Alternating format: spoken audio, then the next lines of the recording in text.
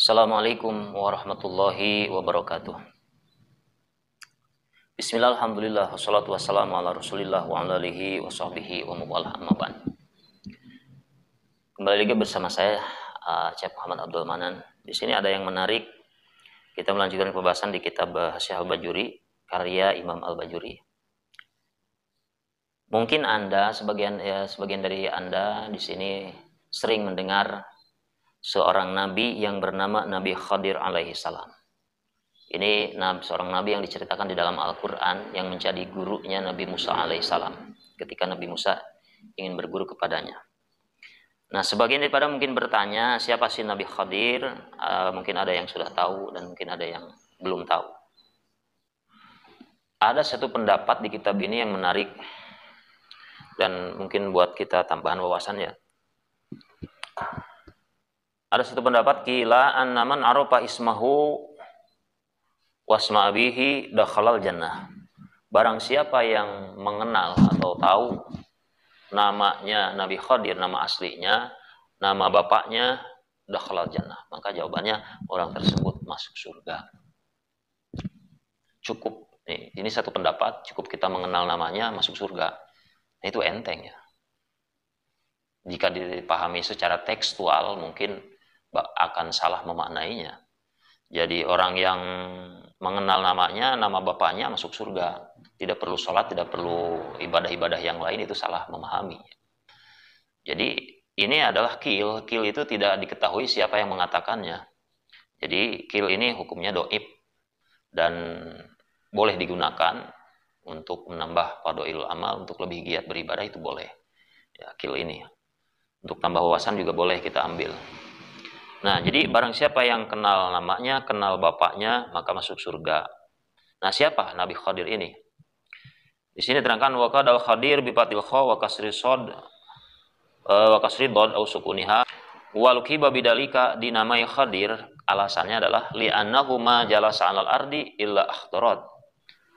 Dimanapun Nabi Khadir duduk atau berhenti atau bermukim ala ardi, di atas bumi, illa akhdarat, kecuali bumi atau daerah atau tempat tersebut menjadi hijau, ditumbuhi dengan tumbuh-tumbuhan karena keberkahan yang Allah berikan kepada Nabi Khadir alaihissalam. Maka Nabi Khadir ini diberi nama, dikasih lakab Khadir.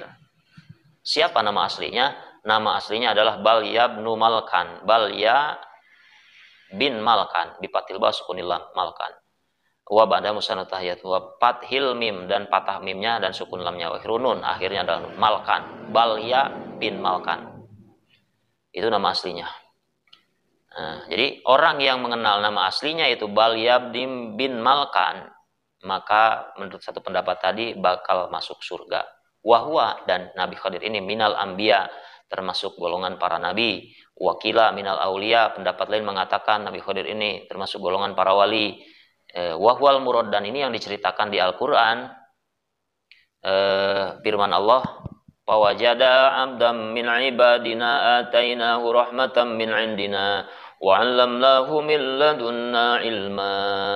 Ini yang diceritakan Nabi Musa, dan orang yang menyertai Nabi Musa bertemu abdan, seorang hamba, yaitu Nabi Khadir alaihissalam, min ibadina, dari sebagian hamba kami, kata Allah, atainahu rahmatan, kami memberikan rahmat min indina, wa 'allamnahu, kami mengajarkan kepada Nabi Khadir min ladunna ilma, ilmu-ilmu yang tidak beliau pelajari, yang disebut ilmu laduni itu. Jadi diberi khususiat, diberi mukjizat, Nabi Khadir ini mengetahui apa-apa ilmu hakikat yang tidak beliau pelajari.